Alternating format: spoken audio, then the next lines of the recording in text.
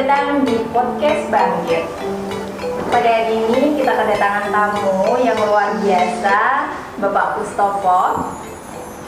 Beliau ini merupakan penilik Dinas Pendidikan Kota Semarang sekaligus tim pengembang kurikulum Puskurbo.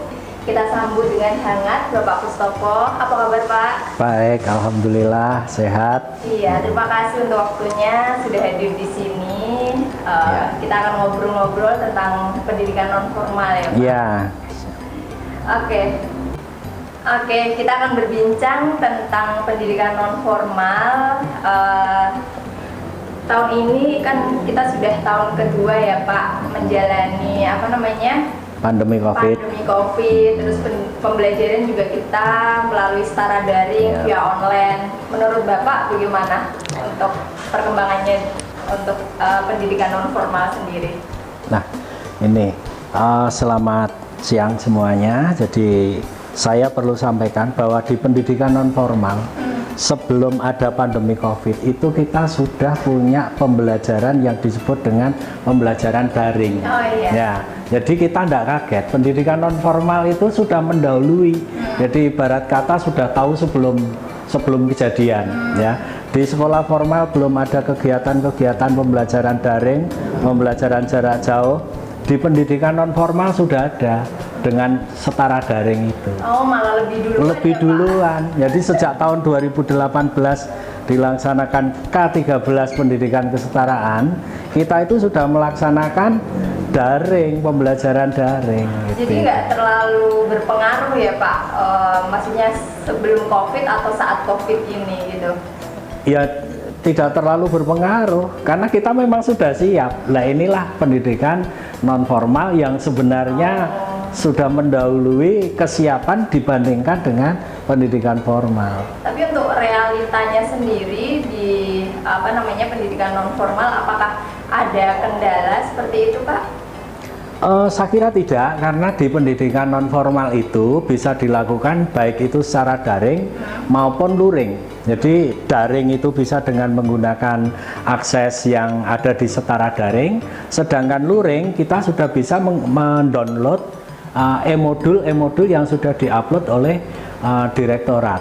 Seperti itu. Ya. Jadi bisa dipelajari di rumah, bisa dipelajari di tempat kerja, bisa dipelajari di tempat dia berada di mana saja, bahkan yang ada di laut misalnya sebagai ABK itu bisa belajar di kapal, yang sebagai karyawan perusahaan-perusahaan pertambangan dia bisa belajar di daerah-daerah tambang, bahkan yang di perkebunan di tengah kebun-kebun sawit dia pun bisa belajar. Dan itu sangat fleksibel sekali karena apa? Tidak harus di print out atau dicetak menjadi buku, tetapi bisa hanya dengan menggunakan HP. Aplikasinya sudah sangat gampang ya, sudah ada, dan itu bisa kalau peserta download atau membuka dengan App Store.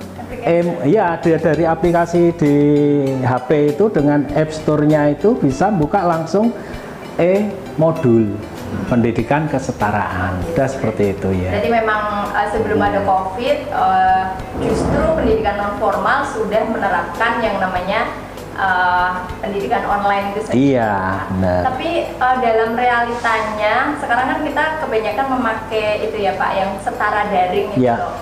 Dan sepertinya ada sedikit kendala itu Pak untuk penerapan setara daring itu sendiri Pak. Di bagian mana kendalanya?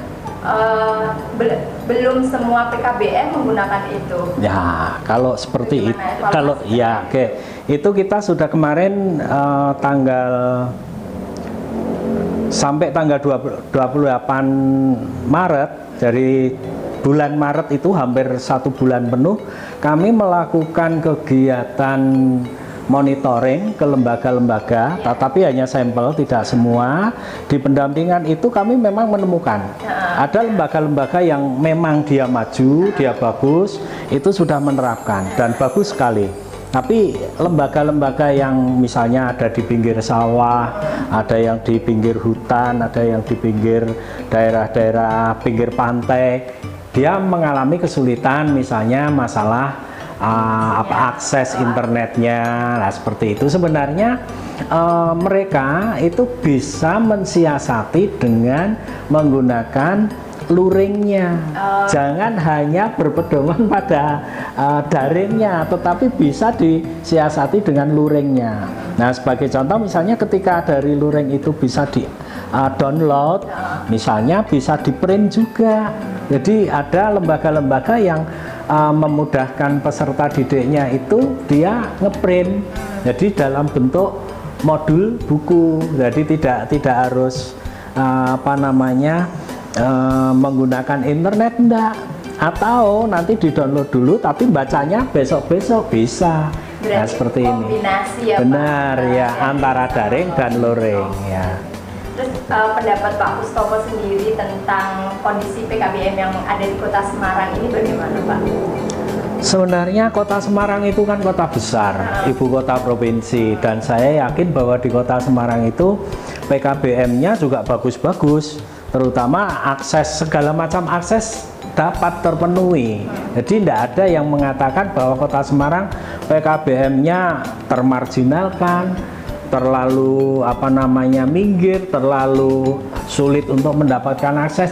Itu tidak benar, iya, bukan alasan. Lah, yang menjadi kendala adalah ketika pengelola PKBM dia tidak pengen maju, tidak pengen berubah. Nah, itu makanya kami sering mengatakan kepada para pengelola ini, ayo berubah, ayo maju, jangan mengejar terus. Dulu kita kesiapan dengan 4G, sekarang sudah lebih gitu loh ya. Iya, ketika kita menyiapkan 4.0 sekarang sudah 5.0. Kalau kita tidak bisa mengikuti perkembangan zaman seperti ini, ya kita ketinggalan kan gitu. Kira-kira gimana saran dari Bapak sendiri untuk PKBM yang ada di Kota Semarang agar bisa menghadapi era saat ini gitu? Nah, itu sebenarnya kalau saya berpendapat itu antara PKBM, Dinas Pendidikan dan pemerintah Kota Semarang ini harus bersinergi. Nah, karena apa? Yang namanya PKBM itu kan membantu pemerintah dalam hal pendidikan. Bayangkan anak-anak putus sekolah yang sekian banyak, yang tidak bisa sekolah di formal sekian banyak. Ini semuanya ditampung di PKBM. Nah, sekarang tinggal Dinas Pendidikan dan pemerintah kota. Ketika Dinas Pendidikan, pemerintah kota dan PKBM saling bersinergi, saya yakin PKBM tidak akan ketinggalan dengan PKBM lain ya. Artinya bahwa PKBM di Semarang ini nanti misalnya dapat akses dari dana APBD kota, katakanlah seperti itu ya. Terus kemudian di daerah lain ada beasiswa mau kembali sekolah. Ini anak-anak yang putus sekolah itu diberi beasiswa mau kembali sekolah ketika dia masuk ke PKBM. Ini ada. Kemudian tutornya, tutor itu butuh dana, butuh butuh uang untuk menghidupi keluarganya, anaknya, untuk transport jalan datang ke PKBM. Siapa yang akan memberikan? Pemerintah kota harus memikirkan nasib para tutor ini. Jangan dipikir kalau tutor ini sudah makmur semua, jangan. Nah, tapi itu sedikit demi sedikit pemerintah kota mulai berpikir ada akses yang harus dimasukkan ke PKBM terkait dengan ini loh, bahwa PKBM ini juga membantu menaikkan tingkat pendidikan warganya, gitu. Nah, sehingga apa nanti indeks masyarakatnya, indeks rakyatnya itu akan meningkat. Jadi tidak sekedar rata-rata, kalau dulu itu hanya lama belajarnya itu 9 tahun berarti kelas 3 SMP ya kan. Sekarang sudah menjadi 12 tahun. Nah, tidak melalui sekolah formal tetapi melalui paket C ya, seperti itu.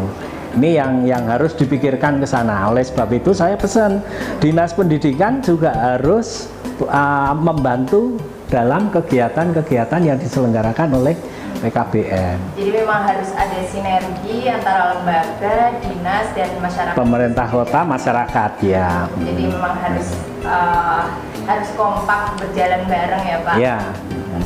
Yang terakhir ini Pak, kira-kira ada saran nggak untuk PKBM yang ada di Kota Semarang? Mungkin program-program apa yang bisa kita laksanakan agar bisa menjawab era sekarang ini Pak? Ya, jadi gini.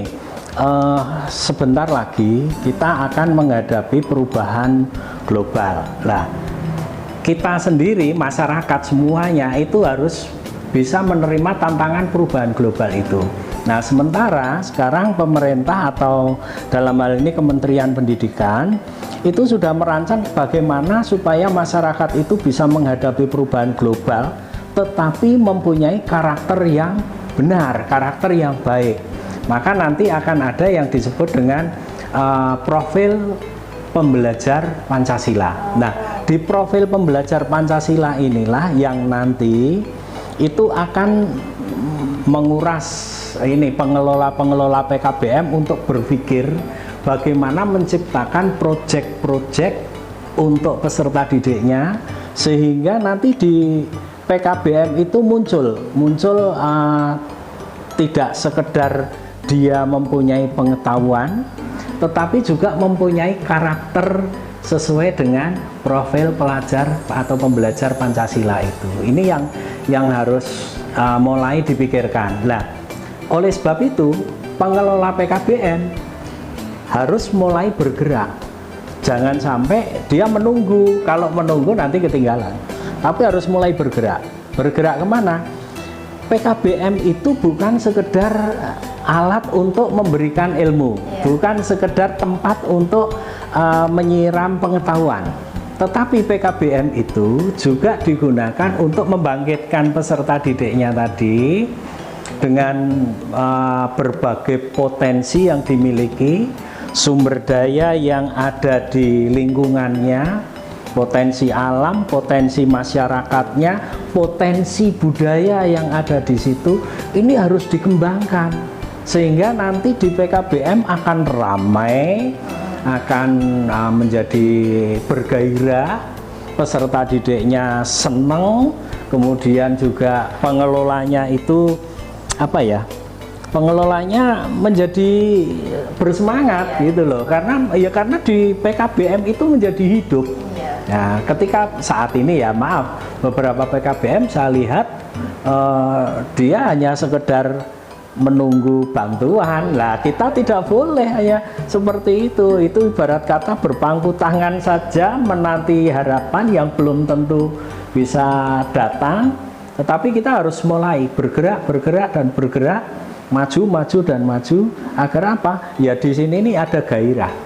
PKBM bukan sekedar mencari ijazah, tetapi di situ menanamkan keterampilan, menanamkan pemberdayaan, menanamkan sikap sehingga nanti akan menjadi profil pelajar Pancasila itu tadi. Justru PKBM ini malah PR-nya lebih besar dari pendidikan benar formal, ya Pak. Kalau di formal usianya jelas usia sekolah, tapi coba di PKBM mulai dari usia kanak-kanak baru lahir sampai menjelang ajal.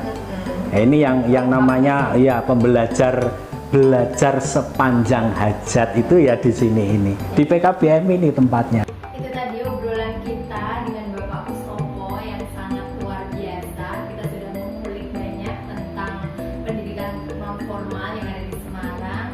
Harapannya ya Bapak, semoga pendidikan non formal di Semarang bisa semakin maju dan semakin berkembang.